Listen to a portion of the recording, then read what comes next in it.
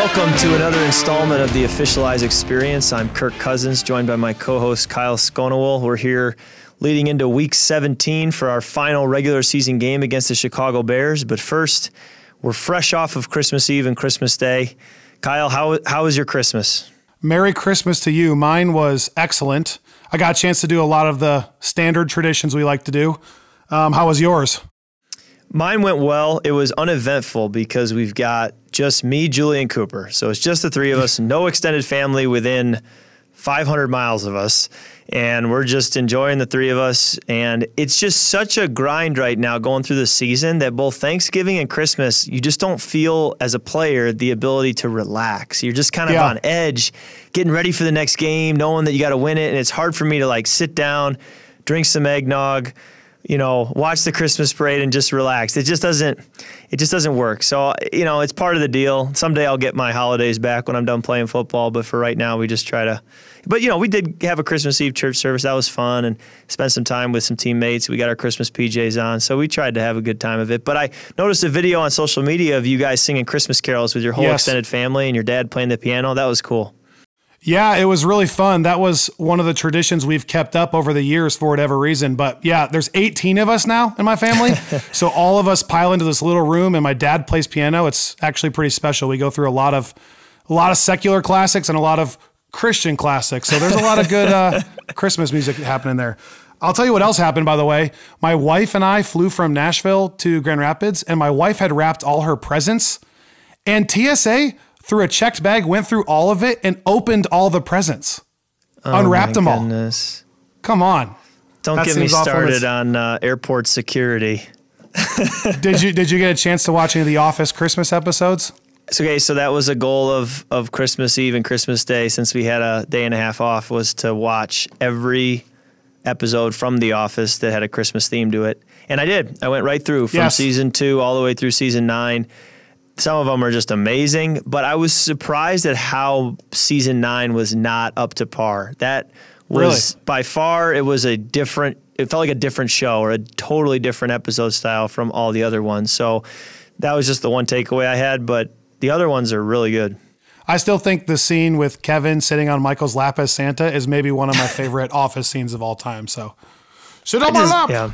I just love the show so much. I just love how Michael will drive you nuts for 75% of the episode, and then they'll bring it back around. And by the end of the episode, it just leaves you feeling so much differently about Michael because of the way they turn it around. It's so cool. Oh, what did you think was going to happen, little boy? Okay. And Kirk, did you have any Christmas traditions people were wanting to know as a child? And then are there going to be any traditions you're going to continue in the future once you're done with football? I mean, we have our traditions. I feel like they're very, very common. We always get a real tree. We don't get a fake tree. We go to church on Christmas Eve as opposed to Christmas Day. I think that's pretty common. We open presents Christmas morning. Some people I know open presents on Christmas Eve, but we open Christmas morning. And that's pretty much it. And then we end up usually watching sports and relaxing. And my mom made an entire Thanksgiving meal again on Christmas Day. So we do Thanksgiving, but then we do the exact same thing: turkey, stuffing, sweet potatoes, the whole 9 yards on Christmas Day as well. So that's kind of a tradition. Other than that, I mean, I think it's pretty much just another day. One last thing I know you're going to love. I got a chance to bust out the old JV football highlight tape from 2004, baby. My nephew Charlie was so pumped to see it and see all the plays, but I was shocked at how slow we look. It really is not as impressive as you think it would be, but it was a good time. For the listeners, Kyle Schonewill was the Adam Thielen of or the Stephon Diggs, depending on how you look at it, of the 2004 Holland Christian JV football team. Oh, yeah. So, for what it's worth. Just classic. Absolutely classic. From JV football to NFL football. Yeah. You guys beat the Detroit Lions 27-9 a few days ago. We won't go crazy into the game because you've already broken it down a lot, but a lot of notable things happened. So a few key takeaways. Kirk, my most important takeaway is, how much crap did your teammates give you for the voice crack call, please? I got back in the building on Monday, and an equipment assistant showed me at first. And then when my teammates saw it, they didn't remember it happening during the game, and I didn't either. Like, none of us remembered it even happening. And then we saw the video, and we were blown away. So it's blatant. It is hard to miss. And the announcers definitely didn't let it go unnoticed. Yeah. I was going to say the announcers even made a comment, so that's when you know it's not good. My voice has been known to crack, so it happens, but that wasn't ideal. Well, I imagine playing quarterback is tiring on the old vocal cords, so it is. I feel bad can for be, you. especially this late in the year. Okay, so also, I have been at both games where you had epic Hail Marys. What is it with you and Hail Marys? Is there just a knack for Hail Marys?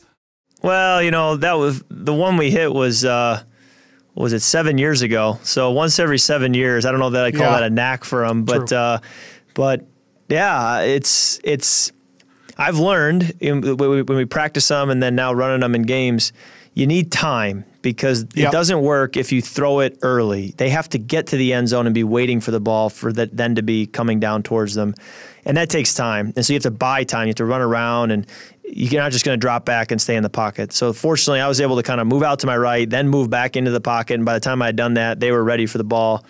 And then the key is just putting it in the end zone with enough air where they can kind of jump up and get it. And then the third key is having receivers and a tight end, I guess, who are capable of getting it. And both times we've hit it, we had guys who were very much capable of coming down with it.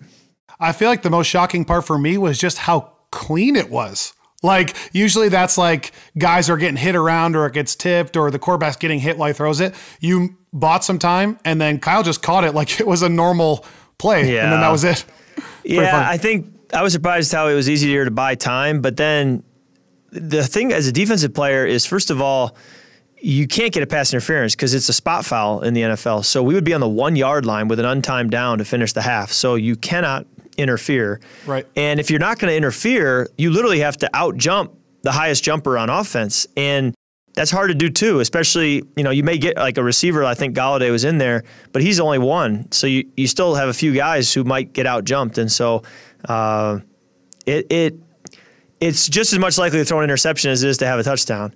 So you got to be careful of that. But it's truly a 50-50. It's like playing 500 in the backyard. Yeah. Do you want to take me through the extremely slow start to an extremely fast finish and just why that kind of was? Well, I felt like the reason we were in the game after a slow start was because of our defense. They only allowed field goals. Being backed up on the first series didn't help because the first two plays we called were just plays to get out from our own end zone. And so they're essentially, we're conceding having an explosive play there. So you're inevitably then in third down, and it's third and long. The last thing I'm going to do is take a safety on the very first third down of the game. So I'm trying to get the ball out of my hand and find a completion, and then we're punting. And so the first series was a little tough. After that, I think it just came down to, we just couldn't get an explosive play going. We couldn't get that first down for whatever reason. One was a protection issue. One was we just couldn't get through. And so it just kind of drags on. And then fortunately, we were still in it after 4 possessions of doing nothing, and we were able to get that play and get that explosive gain and get going and cross the 50. And then once we were able to do that on that 3rd and 14, we were able to just gain some momentum, and the Hail Mary certainly helped. Yeah. And from there, never looked back. But again, our defense only allowing 9 points. You're going to be in every game you play if in the fourth quarter the defense is only giving up 9 points. Well, you guys ended up being pretty explosive, and it ended up being a victory. So today is technically a Victory Thursday, I guess. And so one other thing from the game that we've always done is give out a game ball. And here's my football I have today. It's like a little, good old Rawlings champ football. But I want to give out one unique game ball because I feel like off air we've talked about this a lot, but I don't know that it actually made the podcast ever. But my game ball in a weird way is going to go to Marcus Sherrills just because he didn't play much in the game, but it's a season game ball. I feel like an unnoticed player is Marcus Sherrills. Every time I watch a punt return, I'm thinking to myself, he does the right thing every time to me. If it's, hey, don't catch it within the 10, he does a good job of blocking, keep him out of the end zone. If he can get 5 yards out of it, he does. And if he has to fair catch it, he does. And I don't think I ever remember him dropping one or fumbling one or whatever. So my game ball, my season game ball is going to go to Marcus Sherrills because I need to give him a shout out. Do you have one? Yeah, that's a good insight. And we on the team comment much the same way about Marcus. I mean, he does everything how he's supposed to do it, when he's supposed to do it, and he does it that way every time. And it's why, I believe he was undrafted. It's why he's now in his 9th or 10th year, and he'll probably still play a long time. And, his demeanor, the way he goes about a business, is he's a true pro. And those punt returns, man, they make a big difference for me as a quarterback. When you get me 5 or 10 yards back after you catch the punt, that's 5 or 10 yards as an offense that we don't have to get. It's now when you cross the 50 and flip the field and create a big return, I mean, that's even more of a benefit. So he's a huge bonus to our offense every time he touches it. And then I was just thinking, Kirk, when you said he was undrafted, do you realize how many times this year we've said this guy was drafted in the 5th round, this guy was undrafted with the Minnesota Vikings? That's kind of cool, I just realized. Yeah, you have to find those talented players. I mean, the game ball I was going to give was Holton Hill. I think he's done a really good job stepping in at corner when we've had injuries.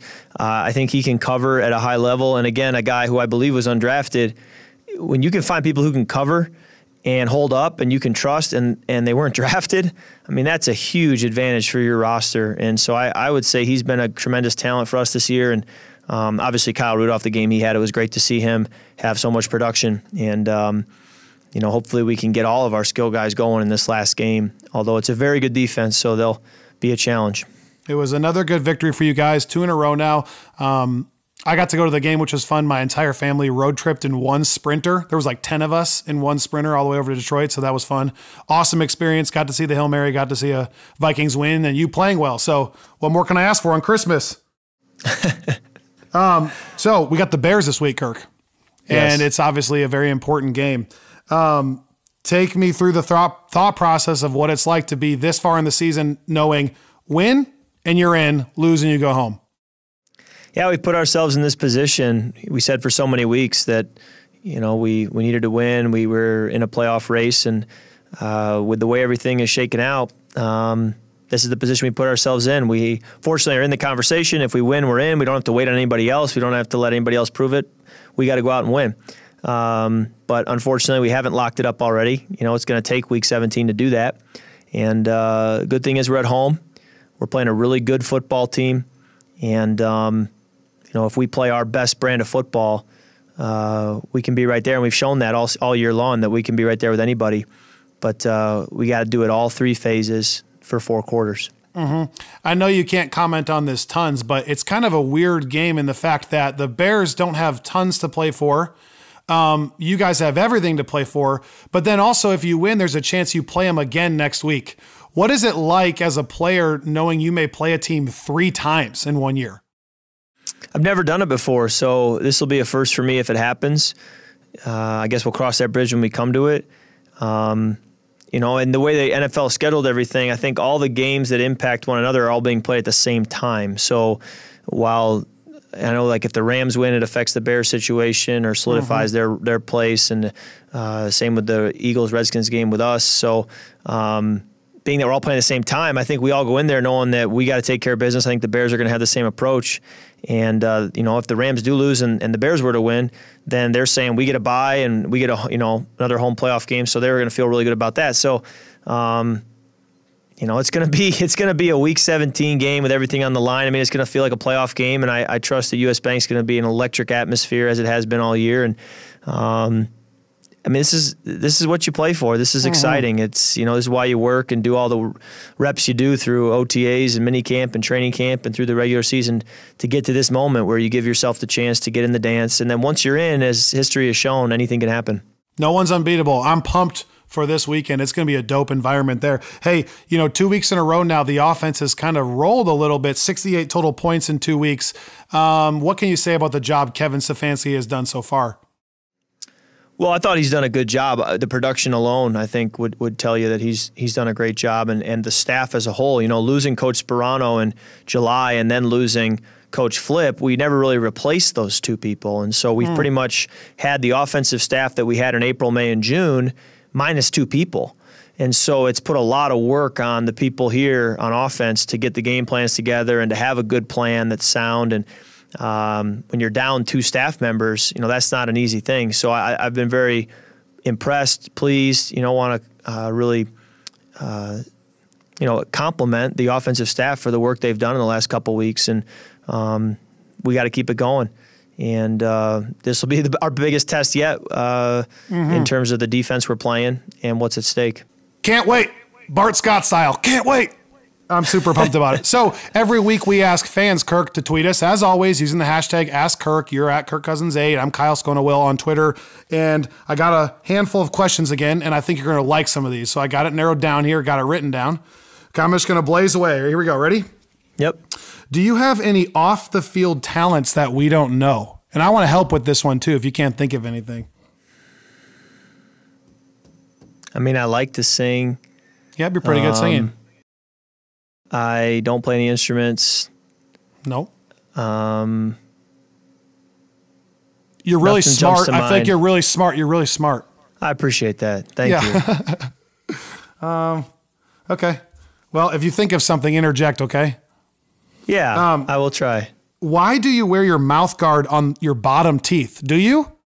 Yeah, I started doing that my freshman year of college. They told me when I went to Michigan State that would help me talk better in the huddle and at the line of scrimmage.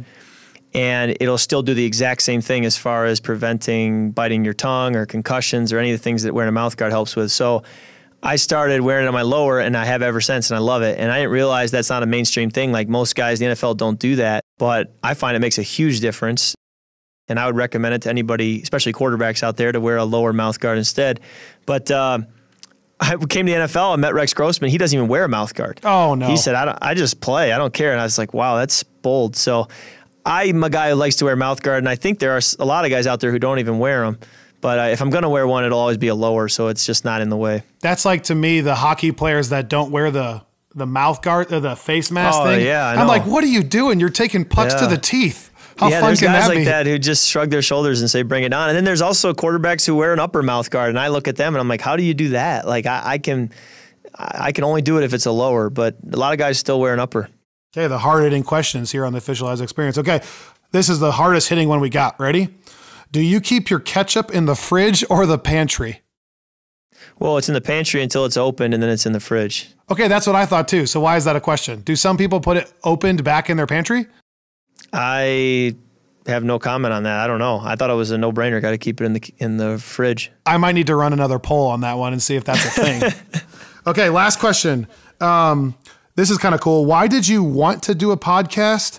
And then he asked, do I, Kyle, fly in all the time, and where do I live? So I live in Nashville, and I don't fly in every week. Like this week, I am not. I am in Holland, Michigan. But maybe half the weeks I've flown in and we've done it from Minnesota. So why did you want to do a podcast in the first place? I did a radio show in D.C. when I was playing with the Redskins, and I found it to be a great opportunity to, in a more relaxed atmosphere, talk about the game, speak directly to fans, not allow someone writing an article to interpret what I said and twist it and just pull one quote, but to actually have a conversation and people could listen to my heart and where I'm coming from on different matters. And so I found it to be a great way to communicate with the fan base. And, I think I wanted to keep doing it, and this seemed like a great way to continue that and not only talk ball, but to also be able to talk about, what makes me tick as a person and just kind of allow Vikings fans who want to get to know me to do that in a relaxed atmosphere. And I think it's worked well. Hopefully, we can keep doing it. And I think that, we want to take suggestions from listeners. So any ways we can improve it as we go, now that we're winding down near the end of the first year, we'd love to take suggestions, and we'll try to, implement those as best we can. Yeah, we never know where this is going to end up or where it's going, but we do want to say thank you to everyone who's listened all this time as we're wrapping up towards the season. Ultimately, like you said, we just wanted people to be able to get to know you better, right? And connect a little bit more. And so it's been kind of a cool way that we can directly talk to fans. And so thank you to everyone who has listened and made that happen, basically. Oh yeah. The fans are the engine of the NFL. Without fans, we don't have a league. If you look at, startup football leagues out there, the difference between those leagues and our league is ultimately the fan following and what they bring. And that's what drives it. That is the engine. Without that, we don't have a league. So I want to cater to fans. I want to do whatever fans want to do and give them the experience they want and make it as positive as possible. And it starts with winning football games, and that's why we care so much about winning. But in addition to trying to win football games, whatever we can do to give fans access and allow them to feel like they are close to the experience, that's what we want to do.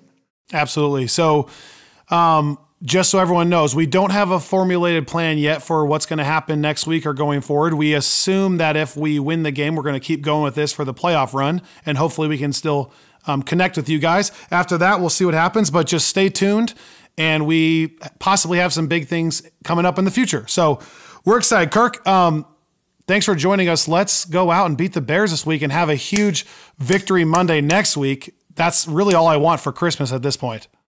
Well said. That would be the best Christmas gift, belated Christmas gift, would be to be talking to you on a Victory Monday on another installment of the podcast with a Week 18. That's what we want. That's what I want too. Absolutely. Thank you, everyone, for listening. We love you guys. You can find this on officialize.com, and you can find it anywhere else podcasts are found. You can also watch it on officialize.com. So, as always, we appreciate your support. And Skol Vikings, let's beat the Bears. Skol Vikes.